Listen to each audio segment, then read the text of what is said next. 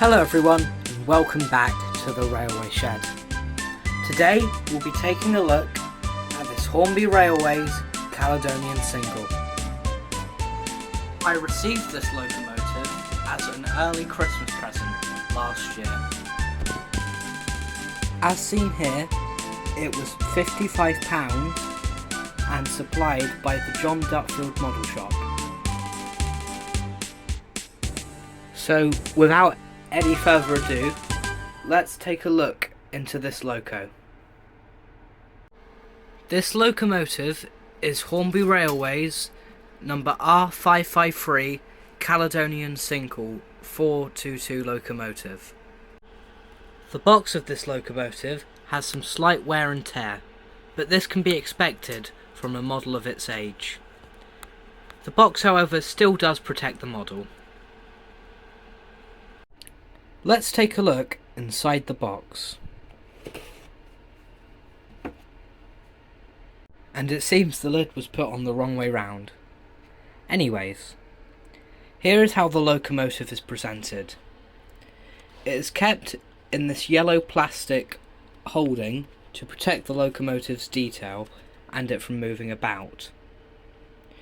This, as well as the packaging, has some slight wear and tear to it due to its age, but as I said before, still does the job of keeping the locomotive protected.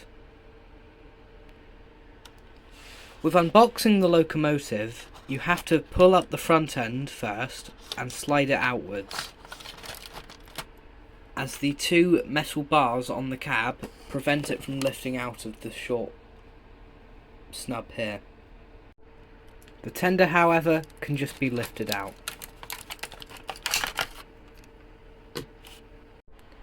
This engine sadly did not come with any of its original manuals. Now the locomotive is outside the box, let's take a look at some of its detail. The engine has some rather nice moulded details, including this air brake, as well as the safety valve. The engine has a glossy finish and is in the Caledonian Railway blue livery, which is very appealing. For a model of its age, very few pieces of the painting are chipped, which is very nice. You can also see it has a builder's plate on its cab, reading Caledonian Railway 123. The tender also has the initials of the railway, as well as the Caledonian crest. This crest is also present on the main wheel arch. The engine has a moulded star dart. In terms of separately fitted details, the only ones I can find are the whistle, as well as these handrail bars for the cab. However, this is not much of a problem considering the model's age and how well it still looks to this day. I'm sure this was a favourite engine for its previous owner. Now we've taken a look at the locomotive, let's test its performance. So here we are down on the layout. Let's see how slow I can get this engine to go.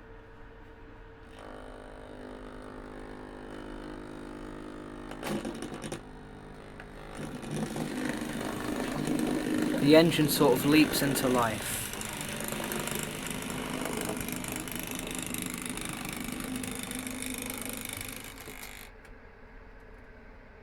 Let's let's try it in reverse.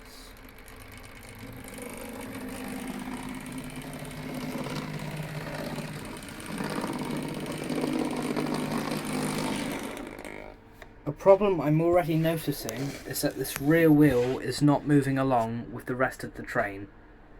I believe this is because the back of the engine has very little weight compared to the front where the motor's housed. Therefore, it's not getting very much weight to pull along. Another issue I found with my model is that the coupling to the tender often comes loose and drops down to a point where it detaches from the tender and leaves the train rolling away. These problems, however, can be easily rectified, so don't really deduct from my opinion of the locomotive. So, now we've seen the locomotive in profile and seen its general performance, let's get it hooked up to a train and let it run a few laps. I'll be using some also Hornby Railway, or Triangle Hornby, Mark 1 coaches for this, as they have a similar coupling height to the Caledonian single.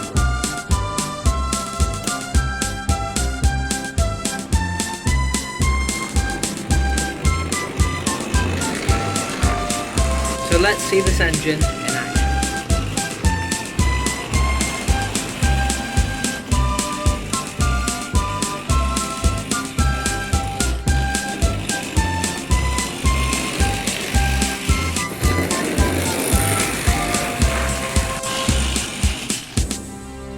A problem I have sometimes found with this loco is that it sometimes short circuits the controller if it gets stuck on the wrong place. The purpose of this is something that remains unknown to me.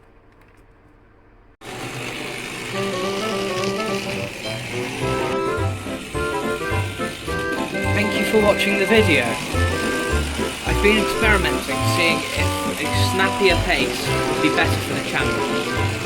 Let me know what you guys think, if I should revert back to the lower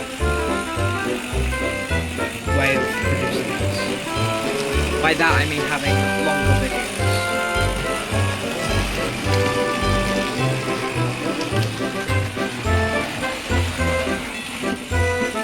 Thank you so much for watching, and I'll see you guys later.